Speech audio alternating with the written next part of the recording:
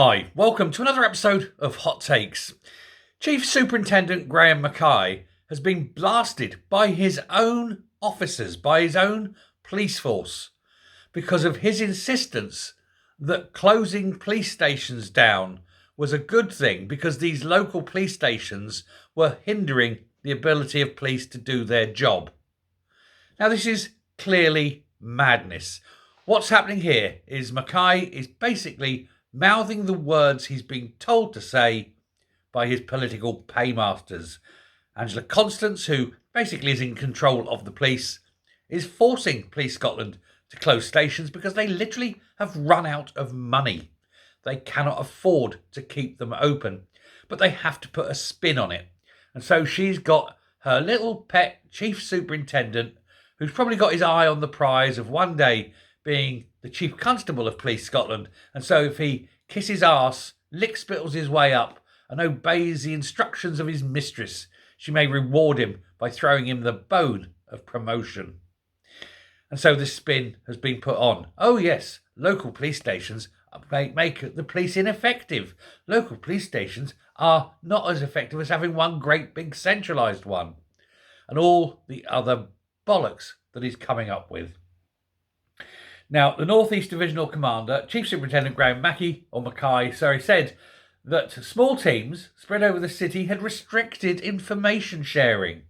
Yeah, I don't know if he's heard of this marvellous new invention called the computer, where anyone can go online and find information or request with a phone call or a little click on the radio. Yeah, so it's bullshit. It's not Dixon of Dock Green. It's not 1960s. We're in a modern, technologically marvellous future where information can pass freely all around the world at the push of a button, for heaven's sake.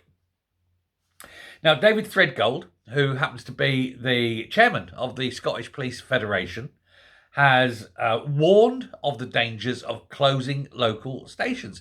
He's saying that local stations with local policemen tend to have more ears on the ground, as it were. They have a better knowledge of the people, the characters around them, the goings on, in the area, in the communities.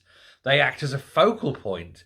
They know their clients, as they call them now, but they're in and out of businesses, they're in and out of shops and pubs. They know the various people that they need to keep an eye on.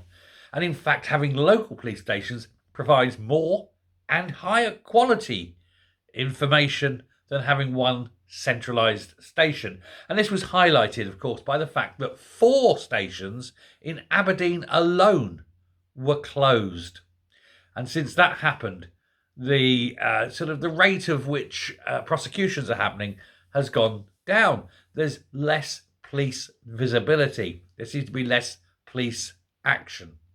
And of course, if you don't have the local stations, it takes longer for a policeman to actually get to the scene of any kind of incident or crime or whatever.